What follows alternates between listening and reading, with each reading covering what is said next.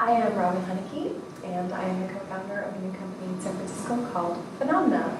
And my last name is called Journey for the PlayStation 3. Okay, and why are you here at Boston Fig?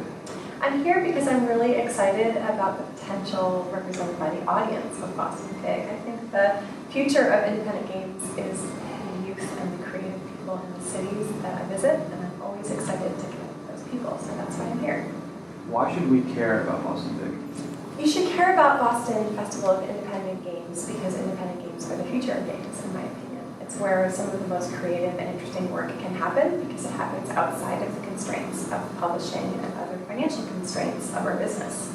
Okay.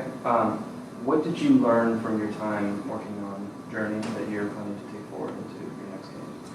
Well, I think actually Journey was part of a series of learning events for me. Every game I've worked on has continued to hone in on one very key idea, which is that you should start with the feeling. Games that start with the feeling that come from inside you are games that have a soul. They're games that have coherence. I really believe that the best games of our generation come from people who are really passionate about making their game. You look at Minecraft or Spelunky or Gone Home or Dysphoria, what you see is you see the passion and the intent of that person coming through. And so what I plan to do at Funomena is to keep doing just that.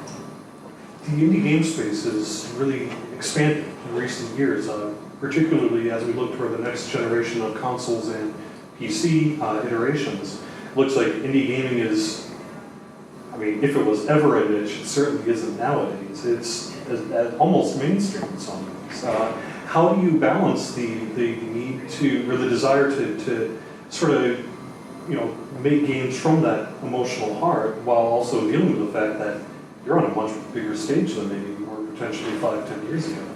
I think that right now, independent games are actually, there are more of us out there making games that are making an impact than ever before. I really agree that platforms for delivering games to the public have become more and more diverse, and it's easier than ever for an independent developer to make something that will reach an audience.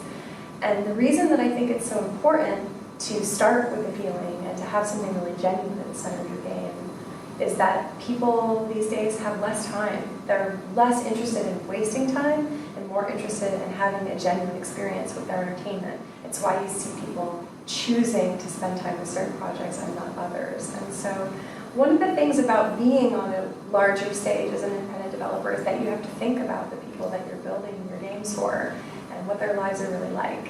And I think that people are attracted to genuine content that comes from an individual, comes from a human, comes from a group. They want that authenticity. For people, we had a lot of indie game designers at the event this weekend here. One of the big challenges that we've heard in the past potentially is, how do I find my audience? Mm-hmm. It seems like that may be less of an issue now, but do you have any good advice for people trying to connect to an audience? I think if you really look at the advice people usually give an independent developer, there are two kinds of advice about reaching your audience. One is have a Twitter feed, go on podcasts, do a Let's Play, make sure you keep your Facebook page updated, have a mailing list, have a forum, those kinds of things. That's all good to do, but I feel the same way about reaching a market as I do about networking, the idea of being in a network. If you meet somebody and they're networking you, you know it. If you meet somebody and they're selling you their game, you know it. If you meet someone and they just want to have a great conversation with you about what you do because they're inspired by it, or they have something that they think is going to make your life more interesting, more enjoyable, it feels very different. So I think that the number one thing a person can do to reach a genuine audience is be genuine themselves.